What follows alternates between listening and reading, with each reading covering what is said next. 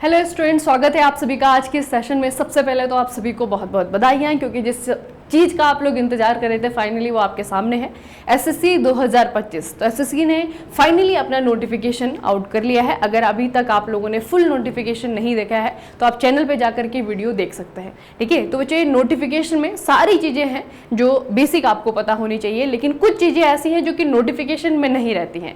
वो होता है आपका सिलेबस, ठीक है। तो टेक्निकल की अगर हम बात करें तो टेक्निकल सिलेबस को काफ़ी अच्छे से जो है एलिब्रेट किया रहता है एसएससी ने, लेकिन नॉन टेक्निकल की अगर हम बात करें तो नॉन टेक्निकल में जो है आपका बस मोटा मोटा सब्जेक्ट लिख करके एसएससी छोड़ देता है, ठीक है। तो आज की वीडियो में हम यही करेंगे कि 2025 की एसएससी की तैयारी अगर हम कर रहे हैं, ठीक है, या फिर आप लोग पहले से भी सोच रहे होंगे कि एसएससी जो है इस बार मैंने देना है, ठीक है, तो उसकी प्रिपरेशन में बच्चे सबसे पहला जो स्टेप होना चाहिए आपका वो ये है कि आप सिलेबस को समझिए, ठीक है। आपको ये पता होना चाहिए कि एसएससी जो है जो सिलेबस में लिखता है, ठीक है, और जो क्वेश्चन देता है, उन दोनों चीजों के बीच में कितना डिफरेंस है। तो ये जो डिफरेंस है, बस इसी को मैं आपको थोड़ा सा समझाने के लिए, इसके जो सिलेबस है उसको समझाने के लिए आई हूं। तो बच्चे चलिए स्टार्ट करते हैं आज के सेशन को। सबसे पहले तो 2025 का जो नोटिफिकेशन है, अगर अभी तक आप लोगों ने नहीं देखा है तो जरूर उसे देख लेना, ठीक है, और फिर जो है अपना मन बना लेने की कब कब जो है मुझे इस फॉर्म को भरना है, ठीक है, क्या क्या जो है इसमें आपकी चीजें हैं जो कि रिक्वायर्ड है, वो चीजें आपके पास में है या नहीं है,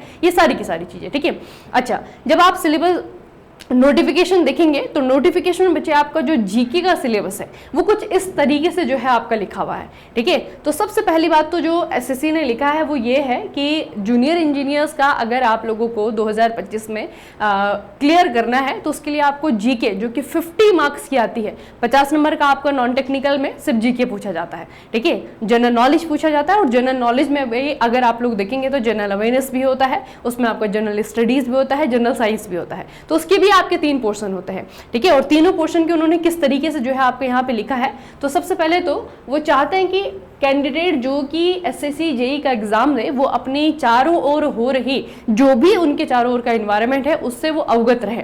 इसका मतलब है कि आपका करंट अफेयर अच्छा होना चाहिए, आपको पता होना चाहिए कि देश में क्या चल रहा है, आपको पता होना चाहिए दुनिया में क्या चल रहा है, ठीक है। तो ये जो आपके चारों ओर का एनवायरनमेंट है उसके प्रति आप लोग सजग हों, उसके प्रति आप लोग अवेयर हों, ठीक है। पहली चीज तो ये है।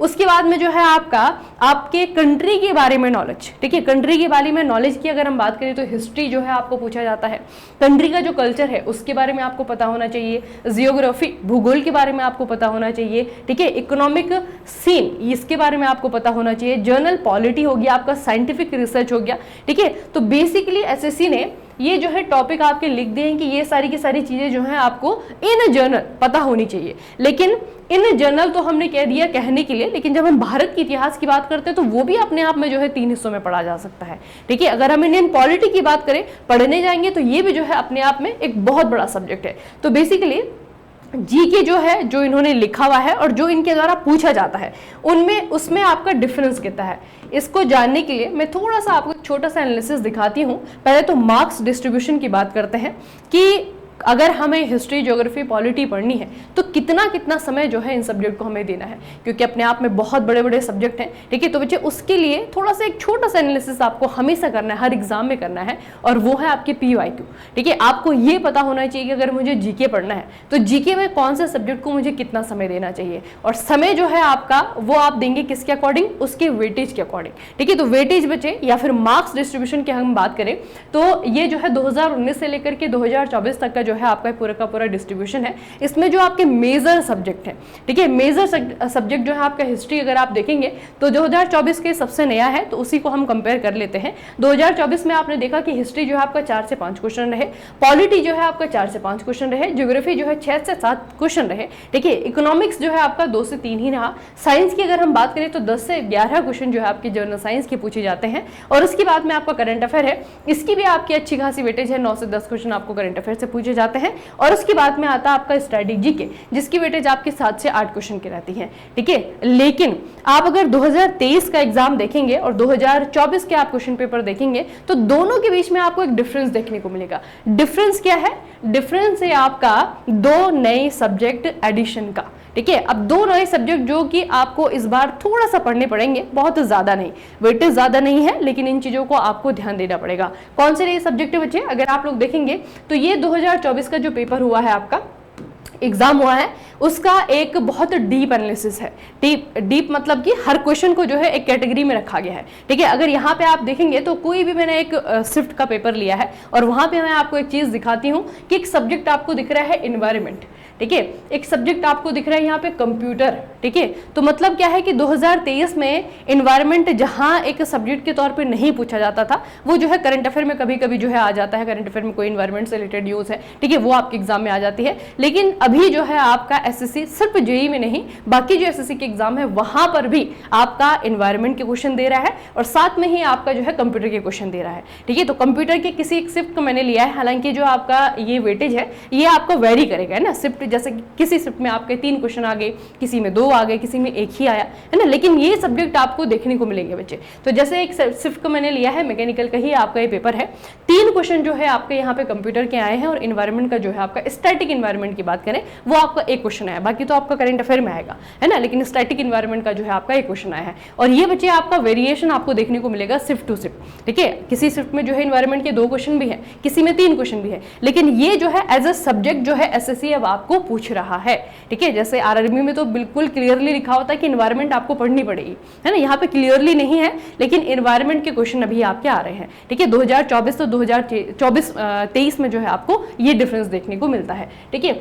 उसके बाद बच्चे आपका अभी जो नया पैटर्न आपका है या फिर जो नए जो अभी एग्जाम हुए हैं 2024 की ही बात करें, एसएससी ने जितने भी आपके एग्जाम लिए हैं उसके अकॉर्डिंग वो टॉपिक जो कि आपको पढ़ने ही पढ़ने हैं ना। मोस्ट इंपॉर्टेंट का मतलब क्या होता है कि ये वो बेसिक टॉपिक है जिसके क्वेश्चन आपको हर एसएससी के एग्जाम में आपको देखने को मिलेंगे, ठीक है। फिर चाहे आप सीजीएल दे लें, चाहे आप सीएचएसएल दे लें, एसएससी का जो है आपका जेईई दे लें, ठीक है। तो हर जगह जो है आपको क्वेश्चन देखने को मिलेंगे इन टॉपिक से। तो ये कौन से टॉपिक हैं जो कि आपको पढ़ने ही पढ़ने हैं, इनको आप किसी भी हाल में इग्नोर नहीं कर सकते हैं। सबसे पहले पॉलिटी की बात करते हैं तो पॉलिटी में बचे आपका प्रेसिडेंट, भारत का राष्ट्रपति, ठीक है। सारे आर्टिकल जो कि राष्ट्रपति के बारे में है, ठीक है। इसका जो काम है वो भी आपको डीप में पढ़ना है क्योंकि पैटर्न थोड़ा सा आपका चेंज हुआ है ना। तो ये नहीं कि सिर्फ आप जो है आर्टिकल याद करके चल गए राष्ट्रपति के बारे में। राष्ट्रपति एक्चुअल में क्या है, ये कैसे काम करता है, इसकी पावर क्या है, ये सारी की सारी चीजें जो है आपको पता होनी चाहिए। उसके बाद में आपका अमेंडमेंट है यानी कि संशोधन। अब जो भी आपके इंपॉर्टेंट संशोधन है, अगर कोई वर्तमान में हो रहा है वो भी आपको इंपॉर्टेंस रखता है, ठीक है। अगर कोई हमारे पास्ट में कोई अमेंडमेंट हुआ है और उसने जो है हिस्ट्री चेंज कर दी है तो वो भी हमारे लिए इंपॉर्टेंट है, ठीक है। तो इंपॉर्टेंट अमेंडमेंट हो गया आपका। फंडामेंटल ड्यूटीज, ये बहुत ही ज्यादा फेवरेट टॉपिक है एसएससी का, हर जगह इसका क्वेश्चन आता ही आता है, ठीक है। फंडामेंटल ड्यूटीज हो गया, फंडामेंटल राइट हो गया आपका, है ना। तो कुछ ऐसे टॉपिक, इसमें बच्चे एक और टॉपिक लिखिएगा, ये है आपका डीपीएसपी, जो आपको पढ़ने ही पढ़ने हैं, ठीक है। उसके बाद में आपका कंप्यूटर की अगर हम बात करें तो एमएस ऑफिस के क्वेश्चन हमने 2024 में बहुत सारे देखे, एमएस ऑफिस के क्वेश्चन, ठीक है। उसके अलावा जो है आपका इंटरनेट, यहाँ के क्वेश्चन हमने देखे। हिस्ट्री की अगर हम बात करें तो पहले तो मॉडर्न हिस्ट्री ही आपका इंपॉर्टेंट हुआ करता था, लेकिन अभी मॉडर्न के अलावा जो है आपका मिडिवेल भी बहुत ज़्यादा इंपॉर्टेंट है। मिडिवेल को 3 पार्ट अगर आपने पढ़ लिए तो वहाँ से जो है आपका क्लियर हो जाएगा। सबसे पहले मिडिवेल का जो पहला पार्ट आता है वो है आपका जब भारत पे अरबी या तुर्की आक्रमण होना शुरू नहीं हुए थे, यानी कि जो राजपूत डायनेस्टी है, ठीक है, जो राजपूत क्लेन है पहले के, उनके बारे में थोड़ा सा पढ़ लेना। उसके बाद में आपका दिल्ली सल्तनत में जितने डायनेस्टीज हुए हैं उनके बारे में आपको पढ़ना है। और उसके बाद में आता है आपका मुगल पीरियड, है ना। तो मुगल पीरियड जो है दोनों ही उसमें आता है, वो आपका आधा मिडिवेल में है, आधा आपका मॉडर्न में है। तो वो अपने आप में जो है आपका एक बहुत इंपॉर्टेंट पार्ट है, ठीक है। तो मिडिवेल प्लस आपका मॉडर्न। उसके बाद में बचे आपका इकोनॉमिक्स है। इकोनॉमिक्स में जो है आपका नेशनल इनकम के क्वेश्चन बहुत ज्यादा रिपीटेड होते हैं एसएससी में, ठीक है। आपका टैक्स एक चैप्टर है, ठीक है। टैक्स एक्चुअल में जो है आपका ये मॉनेटरी पॉलिसी और जो फिस्कल पॉलिसी है, ठीक है, भारत सरकार की जो राजकोषीय नीति है उसका भी एक हिस्सा है। और जब आप आरबीआई की मॉनेटरी पॉलिसी पढ़ते हैं, आरबीआई के काम पढ़ते हैं, तो वहां पे भी थोड़ा सा आपका टैक्स आता है। तो टैक्स जो है एज अ सेपरेट टॉपिक आपको थोड़ा सा अच्छे से पढ़ लेना है कि किस किस तरीके से जो है आपका इसमें आपका जीएसटी भी आ जाता है, बाकी सारे टैक्स भी आते हैं, ठीक है। तो इंडिया का जो टैक्सेशन सिस्टम है वो हो गया। गवर्नमेंट स्कीम, भारत सरकार की जो स्कीम्स है, अब गवर्नमेंट स्कीम जो है 2 तरीके से आपको पढ़नी होती है। एक तो अभी जो 2025 में आपकी स्कीम आई है, और एक वो स्कीम जो कि सरकार ने कभी चलाई थी, खास करके 2015 के बाद से, क्योंकि आपको पता है कि 2014 के बाद से जो है सरकार आपकी बदली है ना। तो उसके बाद में पंचवर्षीय योजनाएं भी आपकी नहीं चलती हैं। तो जो ये आपकी स्कीम लाती है, अम्ब्रेला स्कीम जो सरकार के द्वारा लाई जाती है, वही बस आपकी चलती रहती है सालों साल, है ना। उसी को जो है आपका एक्सटेंड कर दिया जाता है, क्योंकि पंचवर्षीय योजनाएं तो अभी आपकी चलती नहीं है, है ना। तो 2014 के बाद से जो आपकी स्कीम आई है, आपका कहेंगे कि बहुत पुरानी है, लेकिन बहुत पुरानी नहीं है, बहुत इंपॉर्टेंट है वो एग्जाम के लिए। ठीक है, तो गवर्नमेंट स्कीम जो है आपको पढ़ना है, RBI के बारे में सब कुछ जो है आपको पढ़ना है। ठीक है, इन्वायरमेंट की अगर हम बात करें तो पॉल्यूशन एक आपका इनका टॉपिक रहेगा। इन्वायरमेंटल मूवमेंट जो है आपके, है ना, ये आपका मिसलेनियस में भी आ जाता है, इन्वायरमेंट भी आ जाता है। जितने भी आपके मूवमेंट है, आंदोलन है, वो आपको पता होनी चाहिए। इन्वायरमेंट कंजर्वेशन के लिए हम क्या क्या कर रहे हैं, इसमें आपके नेशनल पार्क भी आ जाते हैं, वाइल्ड लाइफ सेंचुरीज आती हैं, भारत सरकार की कोई पॉलिसी आ जाती है, भारत सरकार की कोई स्कीम आ जाती है। ठीक है, ये वाली चीजें। उसके बाद में ज्योग्राफी की हम बात करें तो सबसे पहले तो बच्चे इंडियन ज्योग्राफी। जब हम इंडियन ज्योग्राफी लिखते हैं तो इंडियन ज्योग्राफी में सब कुछ आ जाता है, भारत की मिट्टी, भारत के वन, भारत की नदियां, भारत में पर्वत, पहाड़, झील, है ना, ये सारी की सारी जो चीजें, भारत का क्लाइमेट कैसा है। ठीक है, तो ये सारी की सारी चीजें जो है आपका इंडियन ज्योग्राफी में आती है। तो इंडियन ज्योग्राफी आपकी बहुत अच्छी होनी चाहिए। उसके बाद में सेंसस आ जाता है आपका, हालांकि अभी 2011 के ही सेंसस चल रहा है। ठीक है, तो वो जो है आपका, और सेंसस में कुछ ऐसे टॉपिक हैं जो कि स्टैटिक टाइप के हैं, वो थोड़े से आपको पता होनी चाहिए। उसके बाद में बच्चे आपका वर्ड ज्योग्राफी है। तो वर्ड ज्योग्राफी में पिछले कुछ समय से जो है आपका वर्ड ज्योग्राफी के क्वेश्चन पूछे जा रहे हैं। ठीक है, जिसमें आपका जैसे कि बादलों के प्रकार हो गया, है ना, मिट्टी कितने प्रकार की है पूरे विश्व भर में, आपके घास के मैदान हो गए, है ना, तो ये वाले जो टॉपिक हैं वो आपको पूछे जाते हैं। महासागरीय जो जलधाराएं हैं वो आपके क्वेश्चन, वहां से क्वेश्चन बनते हैं। तो वर्ड ज्योग्राफी में आपको ये पढ़ना है। बाकी करंट अफेयर्स की हम बात करें तो करंट अफेयर्स का वेटेज बहुत अच्छा रहता है। यहाँ पे 10 क्वेश्चन जो है आपके करंट अफेयर्स से आते हैं। करंट अफेयर्स के क्वेश्चन आपके बुक्स एंड ऑथर से आ जाते हैं, आपके अपॉइंटमेंट से क्वेश्चन आते हैं, स्टेट से आपके क्वेश्चन आते हैं, आर्ट एंड कल्चर से आपके क्वेश्चन आते हैं, इकोनॉमिक कोई पॉलिसी हैं वो आपके पूछी जाती है ना। तो करंट अफेयर्स बेसिकली आपको सारा का सारा ही कवर करना है। उसके बाद में जो है आपका मिसलेनियस की बात करें तो मिसलेनियस में जो टॉपिक जो आपको छोड़ने नहीं है वो है आपका आर्ट एंड कल्चर। बच्चे, आर्ट एंड कल्चर बहुत इंपॉर्टेंट है। आर्ट एंड कल्चर में आपका सिनेमा भी आ जाता है, इसमें आपके फोक डांसेस आ जाते हैं, क्लासिकल डांसेस आ जाते हैं, है ना, कोई आपके फेस्टिवल आ जाते हैं, ये सारी की सारी चीजें, GI टैग वाली चीजें आ जाती हैं, तो वो आपका आर्ट एंड कल्चर का हिस्सा है। तो आर्ट एंड कल्चर, मंदिर जो स्थापत्य कला होता है वो आपका यहाँ पे आ जाता है। तो आर्ट एंड कल्चर जो है ये हिस्ट्री का ही एक पार्ट है, मतलब हम कहेंगे कि हिस्ट्री का ही एक्सटेंडेड पार्ट है ये, है ना। तो आर्ट एंड कल्चर अपने आप में जो है बहुत इंपॉर्टेंट है, यहाँ से क्वेश्चन आपका डेफिनेटली बनता ही बनता है। उसके बाद में आपका स्पोर्ट्स है बच्चे। स्पोर्ट्स भी एक ऐसा टॉपिक है आपका जो कि स्टैटिक में भी इंपॉर्टेंट है और आपका करंट अफेयर में भी इंपॉर्टेंट है। ठीक है, तो स्पोर्ट्स की न्यूज़ वो आपको देखनी है। स्पोर्ट्स में जो अवार्ड है उनकी हिस्ट्री आपको पता होनी चाहिए, कितने टूर्नामेंट होते हैं, कौन से टूर्नामेंट कौन से खेल में खेले जाते हैं, कौन सा खिलाड़ी कौन से खेल का है। ठीक है, इस प्रकार के क्वेश्चन जो है आपको पूछे जाते हैं। तो ये वो चीज़ें हैं, मतलब अगर आप SSC की तैयारी कर रहे हैं और अगर इनमें से कोई टॉपिक अभी भी आपका छूटा हुआ है, आपने नहीं पढ़ा है, तो जल्दी से जाइए और उस टॉपिक को जो है पढ़ लीजिए। ठीक है, और बच्चे सबसे अच्छी बात कि अगर आप इन टॉपिक्स को या फिर इस साल 2025 के लिए SSC की तैयारी कर रहे हैं तो हमारे पास में 2 तरीके के स्टूडेंट हैं, एक आपके सिविल इंजीनियर से, एक आपके मैकेनिकल इंजीनियर से। सबसे पहले सिविल इंजीनियर्स की हम बात करते हैं। तो सिविल इंजीनियर्स के लिए आपका जो बच्चे मेक इट इजी सिविल आपका चैनल है, तो वहाँ पे अगर आप लोग देखेंगे, हमारे जो make it easy civil mobile application है, वहाँ पे अगर आप लोग देखेंगे तो वहाँ पे आपका टेक प्लस नॉन टेक का रिकॉर्डेड बैच है। ठीक है, यहाँ पे जो नॉन टेक की क्लासेस हैं वो आपकी रिकॉर्डेड फॉर्म में डली हुई हैं। उसके अलावा जो टेक्निकल की क्लासेस हैं वो आपकी लाइव भी हैं और वो आपकी रिकॉर्डेड भी हैं। ठीक है, तो ये आपका कोर्स मिलेगा सिविल वाले बच्चों के लिए। उसके अलावा जो है आपका, अगर आप मैकेनिकल के स्टूडेंट हैं तो make it easy mechanical, make it easy mechanical, ये मोबाइल एप्लीकेशन का नाम है। इस मोबाइल एप्लीकेशन पे आप जाएंगे तो यहाँ पे भी आपको SSC 2025 का रिकॉर्डेड बैच मिलेगा। और बच्चे, रिकॉर्डेड बैच का मतलब ये नहीं है कि जो पढ़ा लिया बस वो पढ़ा लिया, है ना। हमें भी पता है कि जो पैटर्न है एग्जाम का वो आपका चेंज होते रहता है ना। जैसे मैंने आपको कहा कि इन्वायरमेंट आपका थोड़ा सा एक्स्ट्रा आपको देखना पड़ेगा, कंप्यूटर आपको थोड़ा सा एक्स्ट्रा देखना पड़ेगा। तो इसका मतलब ये नहीं कि 2023 में नहीं आया या उससे पहले का अगर बैच है तो इसमें वो चीज़ें आपको नहीं मिलेंगी, उसमें वो चीज़ें भी आपको मिलेंगी।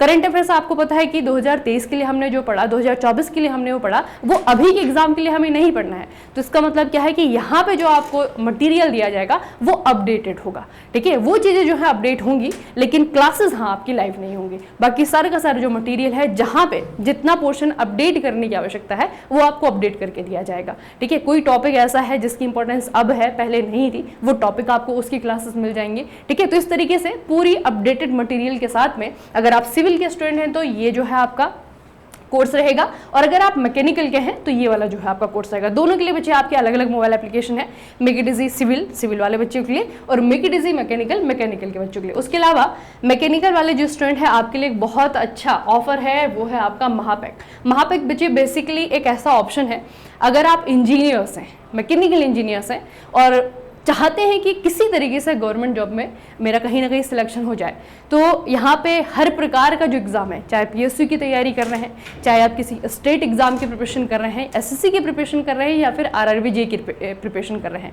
यहाँ पे आपको हर प्रकार के एग्जाम का सॉल्यूशन जो है, हर प्रकार के एग्जाम के लिए अलग अलग कोर्स जो है आपको मिलेंगे। तो महापिक बेसिकली उस बच्चे के लिए है जैसे चाहिए कि हाँ मेरी जॉब मुझे लगानी ही लगानी है, ठीक है, और आप डिफरेंट प्रकार के जो एग्जाम है उसकी प्रिपरेशन करते हैं, तो यहाँ पे डिफरेंट सॉल्यूशन के साथ में जो है आपके लिए महापिक बनाया गया है, ठीक है। चलिए बच्चे, तो आज का जो सेशन है वो यहीं पे समाप्त करेंगे, और इस तरीके से आज हमने स्टेप 1 देखा है। कल मैं स्टेप 2 में आपको बताऊंगी किस तरीके से पेपर एनालिसिस हमने किया है, और आपको भी जो है वो फिर खुद से करने की आवश्यकता आपको नहीं है।